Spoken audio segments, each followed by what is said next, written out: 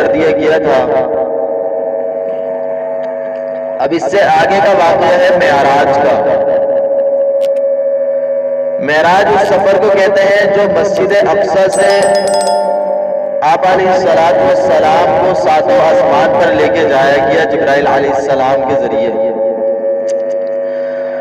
کہ حضرت جبرائیل علیہ السلام آپ علیہ السلام کو لے کر چلے، آسمان دنیا پہ پہنچے، یعنی کہ پہلے آسمان پر جو پہنچے تو دروازہ کھٹکھٹایا، دروازے کا جو دربان فرشتہ تھا اس نے حضرت جبرائیل علیہ السلام سے پوچھا کہ کون؟ کہ عموماً جب بندہ گھر کے دروازے پہ پہنچتا ہے تو بجاتے ہیں تو باہر باہر والے سے پوچھتا ہے کہ بھئی کون آیا ہے۔ اسی طرح حضرت جبرائیل علیہ السلام سے پوچھا گیا تو حضرت جبرائیل علیہ السلام نے فرمایا کہ جبرائیل، تو اس فرشتے نے پوچھا کہ آپ کے ساتھ اور بھی کوئی ہے؟ تو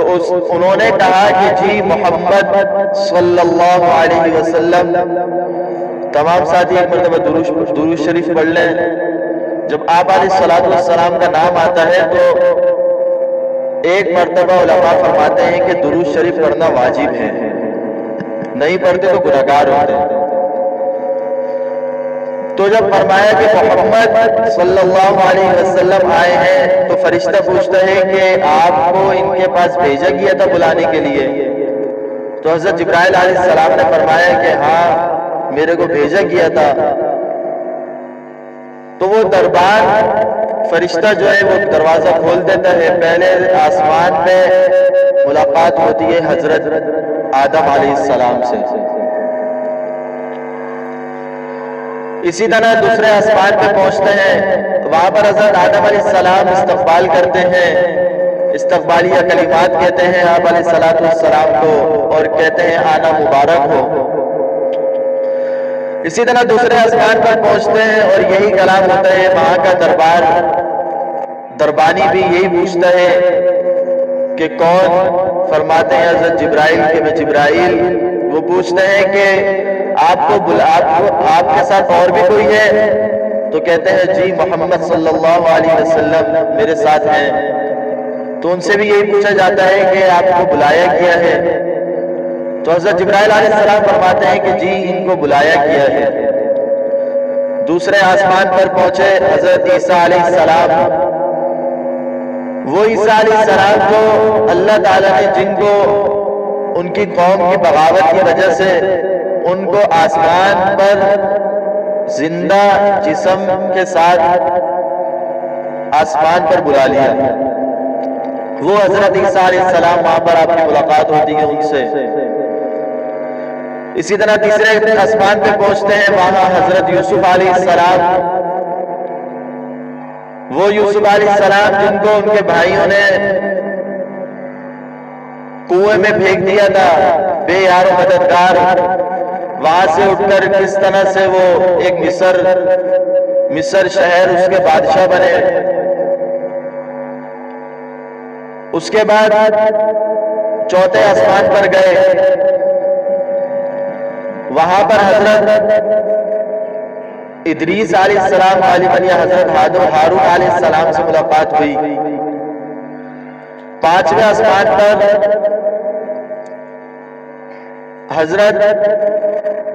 ان دو آسمانوں میں تھوڑا مغالطہ ہو رہا ہے کہ کون سے آسمان پر حضرت ہارون علیہ السلام تھے، کون سے آسمان پر حضرت ادریس علیہ السلام۔ اسی طرح چھٹے آسمان پر پہنچے تو حضرت موسیٰ علیہ السلام وہاں پر تشریف فرما دے اور آپ سے ملاقات ہوئی، سلام و دعا ہوئی،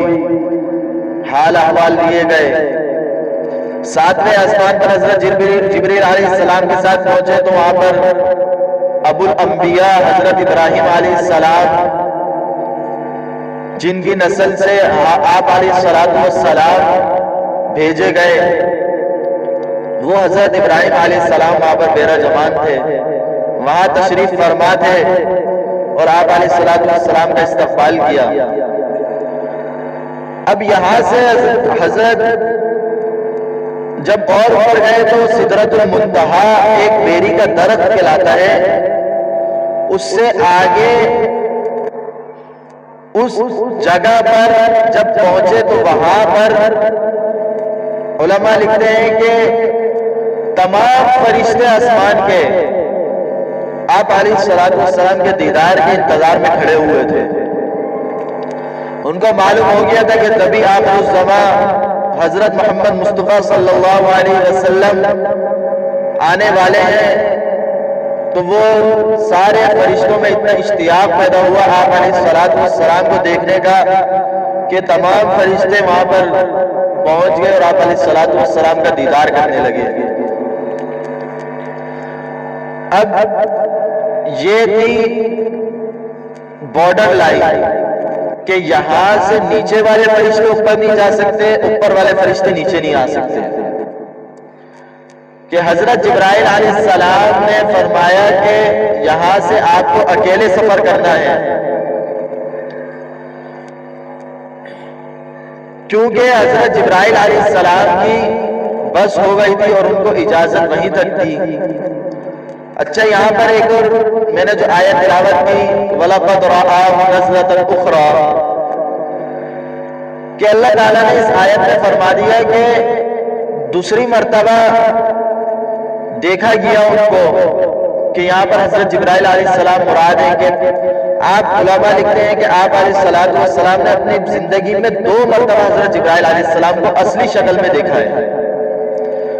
ورنہ اکثر حضرت جبرائیل علیہ السلام جب کوئی وحی لے کر آتے تھے، کوئی پیغام لے کر آتے، تو ایک صحابی ہیں، ان کا نام ابھی ذہن میں نہیں، ان صحابی کے شکل میں تشریف لاتے تھے زیادہ تر۔ تو 2 مرتبہ ایک پہلے دیکھا تھا جب آپ علیہ السلام نے فرمائش کری تھی، تو حضرت جبرائیل علیہ السلام آسمان پر ظاہر ہوئے تھے اپنی اصلی شکل پر۔ علماء لکھتے ہیں کہ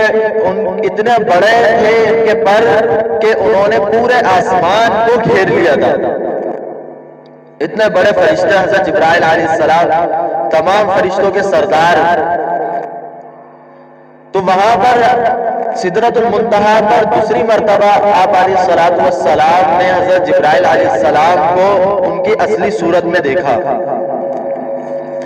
اس کے بعد آپ علیہ السلام نے سدرۃ المنتہا سے آگے سفر شروع کرا، آپ اللہ تعالیٰ کے حضور پیش ہوئے، اللہ تعالیٰ نے آپ کو جو وحی دینی تھی وہ دی، کہ اس کے اندر اس سے پہلے آپ علیہ السلام کو جہنم اور جنت کا نظارے کرائے گئے۔ جب آپ علیہ السلام کو جہنم کے قریب سے گزارا کیا، ان کو دکھایا گیا، تو وہاں پر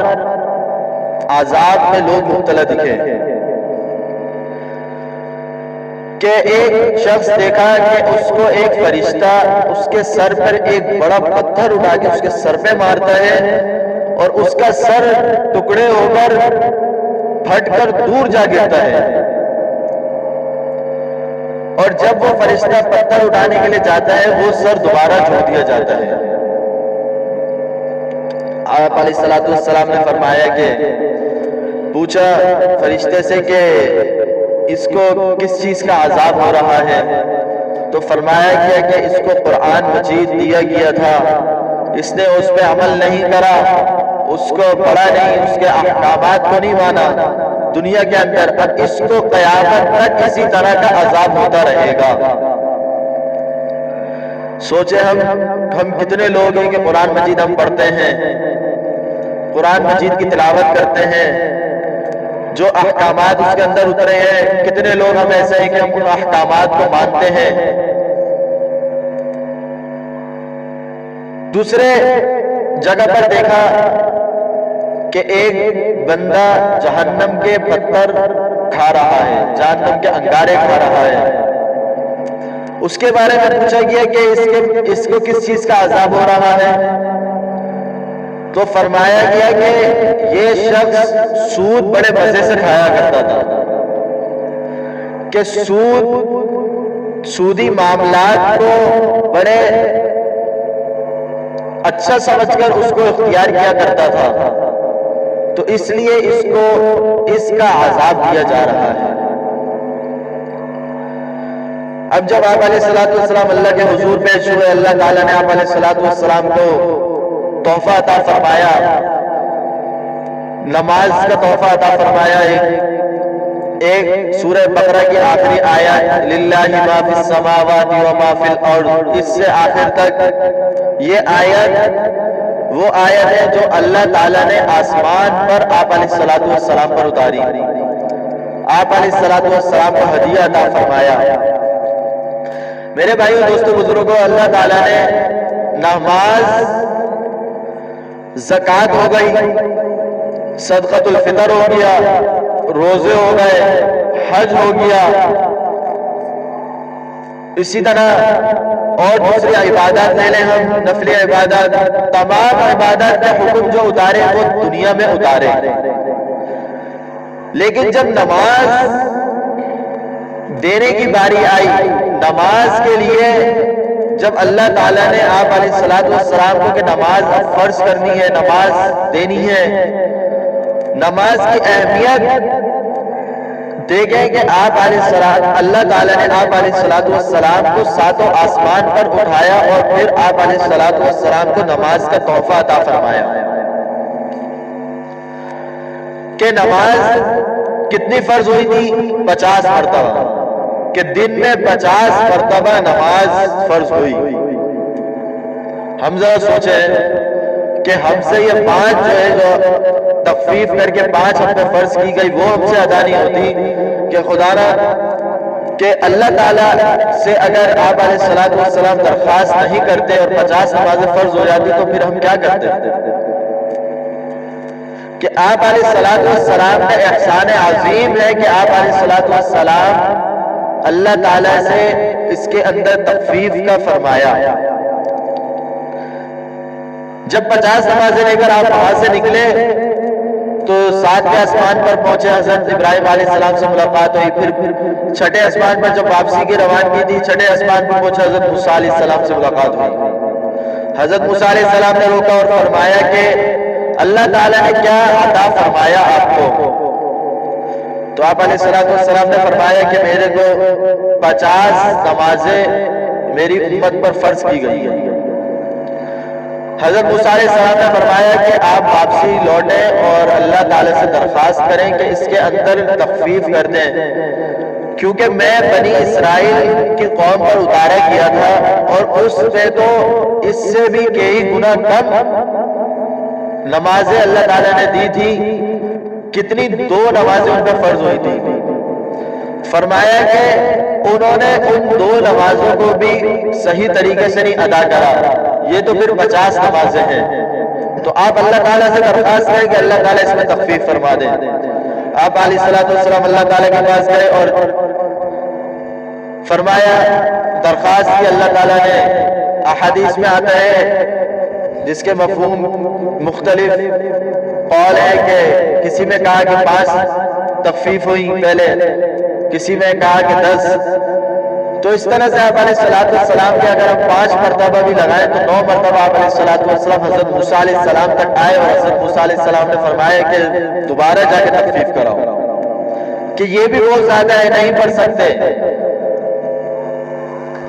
جب 9ویں مرتبہ واپسی ہوئی تو اللہ تعالیٰ نے فرمایا جب واپس ہو رہے تھے کہ ہمارا حکم اٹل ہوتا ہے، آپ کے لیے ہم نے نماز میں تخفیف کر دی لیکن اس کے ثواب کے اندر کمی نہیں کری کہ جو شخص اس 5 نمازوں کو اگر اس کے وقت پر اور جس طریقے سے ادا کرنے کا حکم ہے ان 5 نمازوں کو ادا کرے گا اس کو ہم 50 کا ہی بدلہ دیں گے۔ یہ نہیں کہ ہم نے 5 نمازیں کر دی تو 5 کا ہی بدلہ دیں گے۔ اللہ تعالیٰ نے فرمایا یہ ہمارے شان کے مطابق نہیں، اللہ تعالیٰ نے فرمایا کہ ہم نے 50 کا ہی ثواب اس کو دینا ہے جو شخص 5 نمازیں اپنے وقت پر ادا کرے۔ اب جب حضرت آپ علیہ السلام حضرت موسیٰ علیہ السلام کے پاس واپسی آئے تو حضرت موسیٰ علیہ السلام نے فرمایا کہ آپ کی امت یہ بھی نہیں ادا کر پائے گی تو آپ دوبارہ جائیں. آپ علیہ الصلوۃ والسلام نے فرمایا نہیں, اللہ تعالیٰ کا حکم اب پکا حکم ہے اور مجھے جاتے ہوئے بھی شرم آتی ہے, حیا آتی ہے کہ اب 5 نمازیں بھی میری امت ادا نہیں کر سکتی. ہم ذرا سوچیں کہ اللہ تعالیٰ نے نماز کی اہمیت بتانے کے لیے آپ علیہ الصلوۃ والسلام کو 7 آسمان پر اٹھایا اور نماز کا تحفہ عطا فرمایا, اور آپ علیہ الصلوۃ والسلام نے ہمارے لیے, کیونکہ تمام انبیاء علیہ السلام ہمارا عقیدہ ہے کہ معصوم ہیں, ان سے کوئی گناہ نہیں ہوتے, ہمارے لیے آپ علیہ الصلوۃ والسلام نے درخواست کری کہ نمازوں کی تخفیف کر دی جائے. اور آج ہم مسلمانوں کا کیا حال ہے کہ ان 5 نمازوں کو بھی ادا کرتے ہوئے ہمارے کو موت آتی ہے کہ نماز کا وقت ہوتا ہے تو ہم ایسی سستی غالب آتی ہے, شیطان ہم پہ ایسا غالب آ جاتا ہے کہ ہم اٹھتے ہوئے بھی نہ اٹھ سکیں. ہم سب کا یہی حال ہے الا ماشاءاللہ. تو میرے بھائیوں دوستوں بزرگوں, یہ نماز کی اہمیت اور اس کے فضائل اور اس کے ثواب کو سمجھیں. پھر اللہ تعالیٰ نے آپ علیہ الصلوۃ والسلام کو, آپ علیہ الصلوۃ والسلام کی واپسی ہوئی, مکہ مکرمہ واپسی پہنچے. جب مشرکین مکہ کے سامنے جب ذکر کیا اپنا معراج کا واقعہ, تو مشرکین مکہ نے بولا یہ کیسے ہو سکتا ہے کہ ایک ہی رات کے اندر بندہ اتنے میلوں سفر کر کے پہلے مسجد اقصی پہنچے, اس کے بعد پھر جو ہے آسمانوں پہ بھی سفر کرا, کہ آج کل لوگ اشارہ کرتے ہیں کہ آسمانوں پہ کیسے سفر کریں گے, کہ کوئی ظاہری اسباب تو ہے ہی نہیں, کیونکہ آج کل دنیا کہتی ہے ظاہری اسباب تو مانتی ہے کہ ظاہری اسباب تو ہے ہی نہیں. تو میرے بھائیو دوستو بزرگوں, ان کو بس یہ سوچنا چاہیے کہ انسان ایک بلڈنگ بناتا ہے. مثال کے طور پر انسان نے ایک بلڈنگ بنائی, اس کے اندر اس نے ایک لفٹ لگائی کہ وہ مشین کے ذریعے بغیر سیڑھیاں چڑھے اوپر پہنچا دیتی ہے. بھئی ایک بٹن دباتے ہیں, اس کے اندر جاتا ہے بندہ اور وہ لفٹ اس کو جس منزل پہ پہنچنا ہوتا ہے اس منزل پہ پہنچا دیتی ہے. یہ تو اس انسان نے یہ چیز بنائی ہے کہ جس کو اس رب العالمین نے پیدا کیا ہے. تو جس نے اس کو تخلیق کرا, اس کو پیدا کیا, تو وہ رب اس پہ قادر نہیں کہ اپنے بندے کو آپ علیہ الصلوۃ والسلام کو 7 آسمان پر کسی اسباب کے بغیر اٹھا لے. وہ رب تو اس چیز پہ قادر ہے. تو میرے بھائیو دوستو بزرگوں, مشرکین مکہ نے اس وقت بہت زیادہ انکار کیا اور جھٹلایا. تو ابو جہل غالباً آپ حضرت صدیق اکبر رضی اللہ تعالیٰ عنہ کے پاس آیا اور کہا کہ تمہارا ساتھی دیکھو کیا بات کر رہا ہے, کہ وہ کہہ رہا ہے کہ میں مسجد اقصی گیا اور پھر جو ہے کیا نام ہے وہاں سے آسمان پہ بھی گیا اور 7 آسمان سے پھر آیا, واپسی بھی آئے ایک ہی رات کے اندر.